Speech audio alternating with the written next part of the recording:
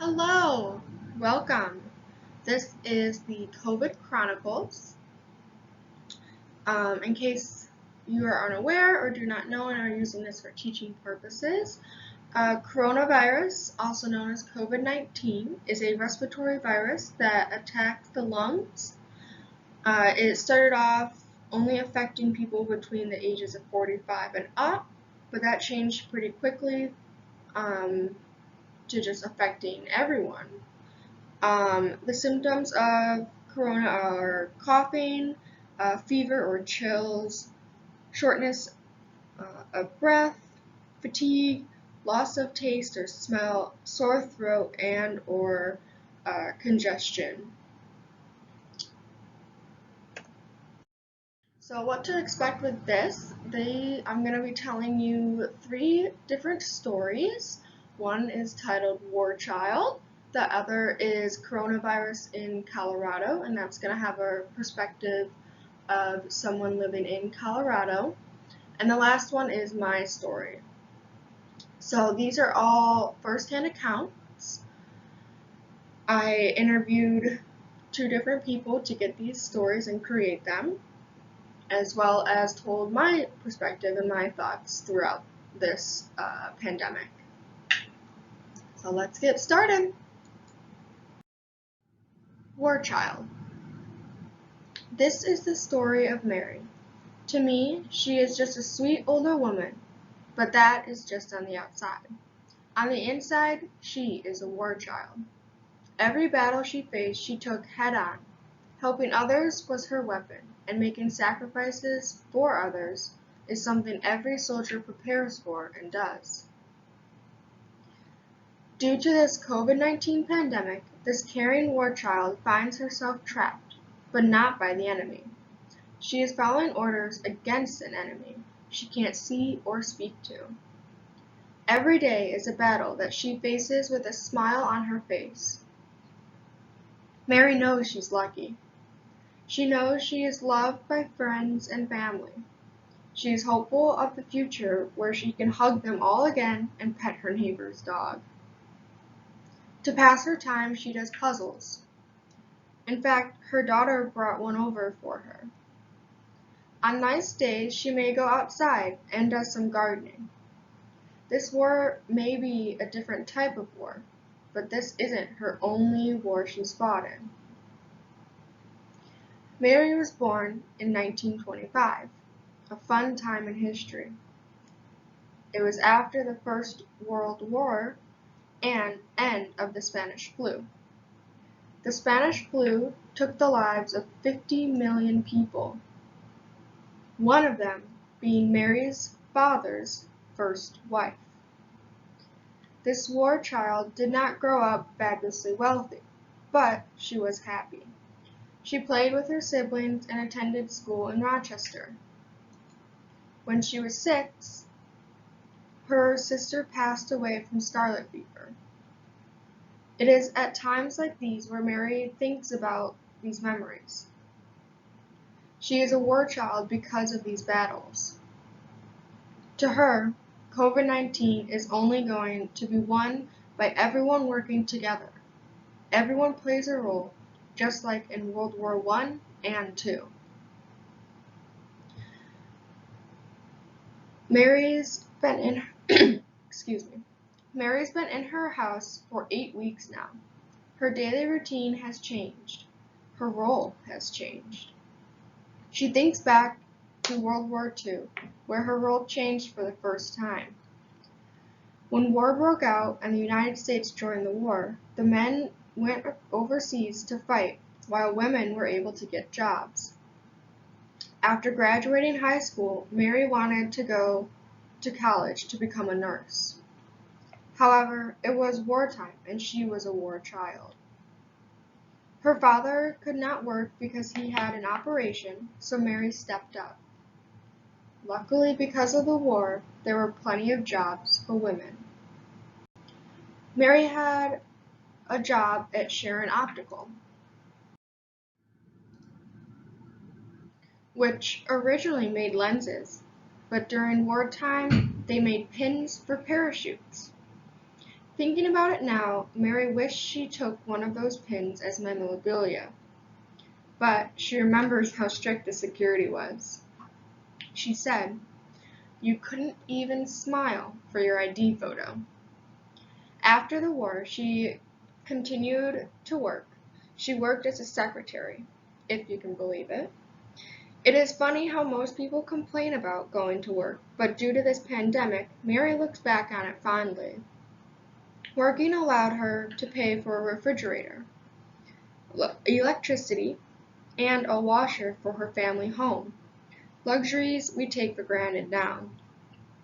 This was a time of worry and excitement. Mary was worried for those who were fighting over in Europe, her friends and family, but it also allowed her to contribute and help those soldiers and her family. Mary walks around her house. She is constantly reminded of all those she loves and misses. Her true love, Henry, was a World War II veteran. They married in 1949. She wishes he was still with her, then perhaps this quarantine wouldn't be so bad. Fortunately, Mary and Henry had 3 children. Their daughter visits Mary frequently. Pieces of Henry are all around her. Henry died in 2018, but not before making countless memories together. Memories Mary cherishes. She felt like she came from nothing and he gave her everything. He built neighborhoods, including the one Mary lives in today. Later in Henry's life, he started going blind and needed a wheelchair to get around. Mary took care of him. She may not have gone to school for nursing, but she still was able to take care of Henry, no degree required. Mary is a war child who created her own home for Henry and with Henry. She still wants to care for others as best she can. Her daughter substitutes at schools around Rochester. She works with students who have a disability, mostly. Mary decided to make masks for her students, as well as herself. She made an abundance of masks. Mary even stitched in a breathing fabric for her masks. She gave those masks to her daughter so that those kids would be protected against COVID-19. Mary still has some of her masks if anyone needs some. She's always willing to lend out a helping hand because in war, it's all about protecting your own. She wishes she could do more to help. Mary's very upset about Honor Flight this year. They pushed it back to October. Honor Flight is a program for veterans to fly to Washington, D.C. and visit their war memorials along with other veterans. This is a free of charge to all veterans. They have done a lot for us by sacrificing their lives. The least we could do is give them a great experience. Mary tries to volunteer to help with Honor Flight. It is a tradition her daughter, Henry, and her shared for many years. Henry would participate in it as well. It was a great opportunity to meet fellow veterans and create new friends and memories. They would share experiences no one else could relate to. It also allowed Henry and Mary to get out of the house. Mary was very upset when it was pushed back. She understands and clearly doesn't want people to get sick, but she wants to continue the tradition. Especially with COVID-19 going on, Mary would like to continue and go outside. However, now Mary has something to look forward to after this pandemic is hopefully over. This war child has another reason to fight, for her freedom. Just like our founding fathers fought for our freedom, and just like all the other veterans Mary met through Honor Flight. COVID-19 has kept this war child inside, but just like all other wars Mary has faced, She fights it for picking up She fights it by picking up her weapon and making the necessary sacrifices. She knows that by doing that, she is playing a role in ending this war. She has her memories and loved ones to support her. So she continues to fight and set an example of how to fight this war. Do something, don't blame others. Mary is a true war child. This next story is titled COVID-19 in Colorado. It was March 2020, and Elise from Colorado Springs, Colorado, was volunteering to pour beer at the St. Patrick's Day Festival. She was working 2 jobs, one full-time and the other in a brewery to meet people. At the festival, many were talking about coronavirus, but Elise honestly didn't know that much about it and didn't take it as serious as she should have. After all, nothing like this has ever happened before. Everyone at her work also thought that it would only be around 2 weeks, tops, if it even made it to the US. Surely a thing like this can't last long. Then, a few days later, events are getting canceled and stores were closing in Colorado. However, on March 15th, the day before everything seemed to be shut down, Elise met up with some friends. They knew something was coming and wanted to see each other before it was too late. Looking back, Elise thought this wasn't the best idea. The next day, March 16th, Colorado was closed. Looking back, she knows that was irresponsible and wouldn't recommend, but she didn't know when she would be able to see her friends again. Fortunately, Elise's company has drivers and is considered an essential business. Elise was able to work from home. In fact, everyone except the company's drivers had to work from home for a while. That was her eye-opening moment, when she had to work from home and everything was shut down. It didn't seem real.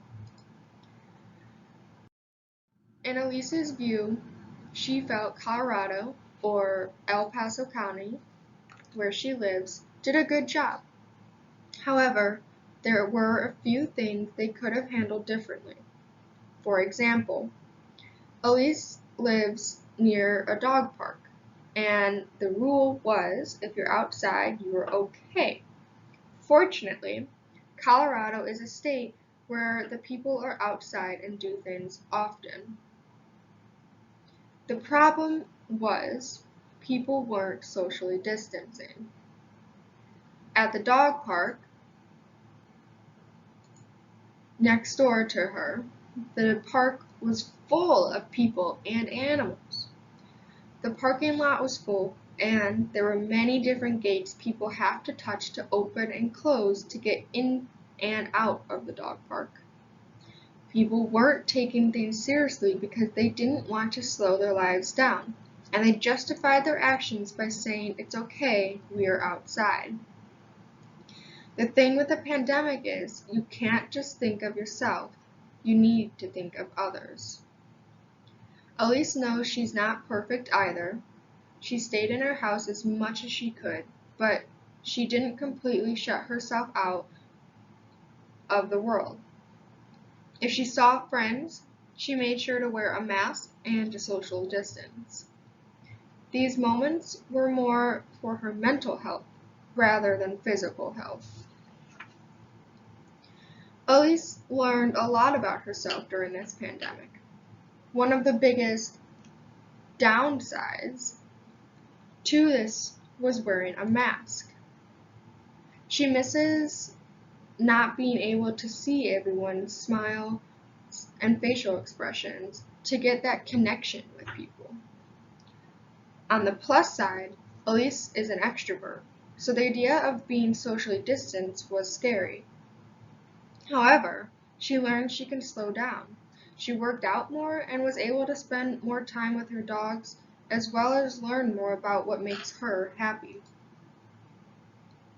Elise realized she loved lighting and smelling candles at night. It helped her feel relaxed, which is needed in a time of chaos. No matter where you live, in whichever state or country, COVID-19 is affecting everyone's daily life, but it has created an opportunity to try new things and learn to adapt.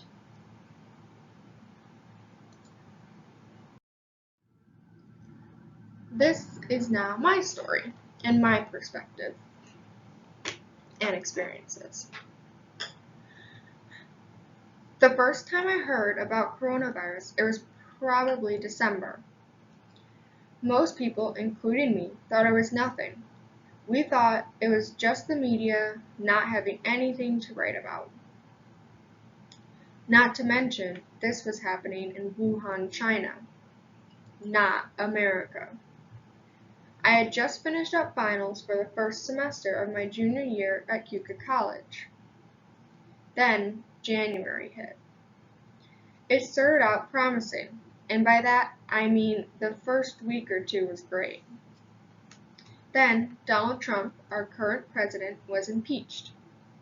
Just to clarify, impeached doesn't mean kicked out of office. Impeached means put on trial. Before anyone had time to process that, Kobe Bryant's helicopter had a crash landing. Kobe Bryant, his daughter, and everyone on the flight died. It was a horrible accident.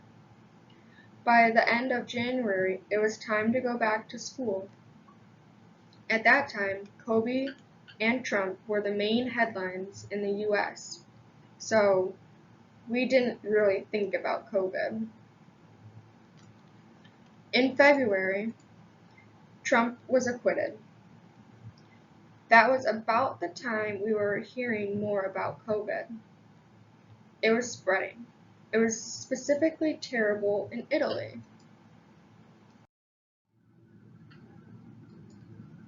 The whole country was shut down. Everyone was in quarantine. Now, when I say quarantine, I mean the true meaning of quarantine. No one was allowed to leave their house for any reason. Quarantine began during the 14th century in an effort to protect coastal cities from plague epidemics.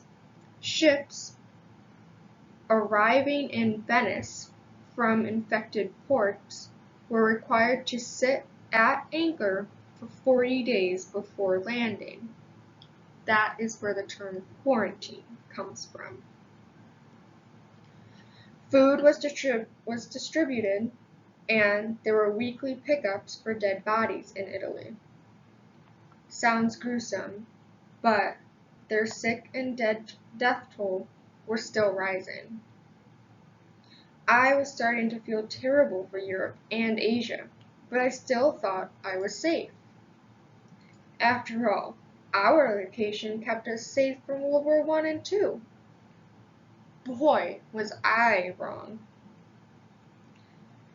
I thought March Madness was for basketball, but it ended up being for the United States. At school, I was getting ready for spring break. We were about halfway through the semester, and boy, could I use a break. We were going to have 1 week off, but now people in the States were testing positive for COVID. Keuka decided to extend its break, so now it would be 2 weeks of spring break. You didn't hear me complain. Keuka sent out an email telling students the school isn't officially switching to online classes, but if you want to bring everything home now, it is probably a good idea. As someone who typically stresses and has anxiety over the silliest things, I was oddly calm about this. Figures, when it's actually serious, I am relaxed. Most people were packing everything they could out of their rooms and into their cars. I, on the other hand, packed all my clothes, mostly because they were all for winter anyway. I also packed a lot of the little stuff I didn't really use. Most of my friends were saying their goodbyes, but I thought this wouldn't last. I will be the first to tell you, I was dead wrong. When I got home, I unpacked. Then, a few days later, the whole United States of America was to be in quarantine. And everything except essential workers were shut down. An essential business was grocery stores, hospitals, banks, pharmacies, law enforcement, automotive repair shops, and post offices. So, anyone who worked in any of these businesses were considered essential workers. You needed a certain pass to drive past or before certain hours. Everything spiraled down after this. The stock market crashed, the 2020 Olympics were postponed, and New York was out of toilet paper. It was a strange time. All over the world, well, in the United States at least, toilet paper was a very rare find. All our classes at CUCA were officially switched to online. Teachers had to change their classes and experiences to fit an online semester. The world was different, that's for sure, but I also felt that I had to accept this change, and the sooner the better. When April struck, New York was still required to quarantine. If you weren't out in public, you needed to be wearing a mask, at least, or gloves were also recommended, but they weren't required. I was focusing on my studies and keeping up with classes. The death toll for COVID-19 was rising. Doctors and nurses were working crazy long shifts, and respirators were becoming scarce. Birthday parties became drive-thrus. Going outside was a risk. Not bringing a mask meant no entry. Social distancing was ingrained in my memory, to the point where I would get frustrated at movie characters for standing so close to each other. When May struck, I was finishing up my finals. Wearing masks in public and staying socially distant has become more normalized. Governor Cuomo talks about a second wave, which means a second wave or another spike in positive cases of COVID, and that we were all needed to prepare.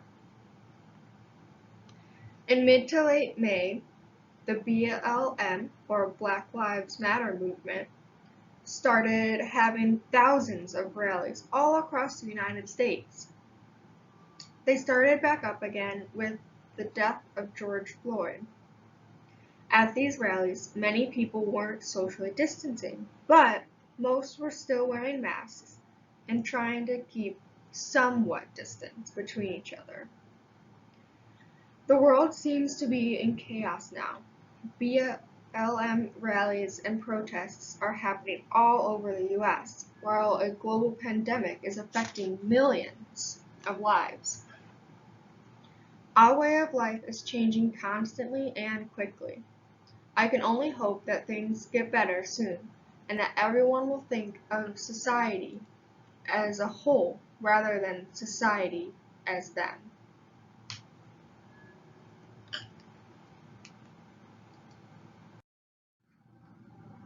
Thank you for listening to the stories.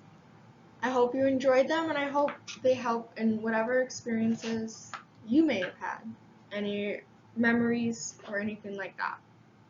Please like and share below, and feel free to leave any questions or comments you have on these 3 stories, and I will be happy to respond. Thank you.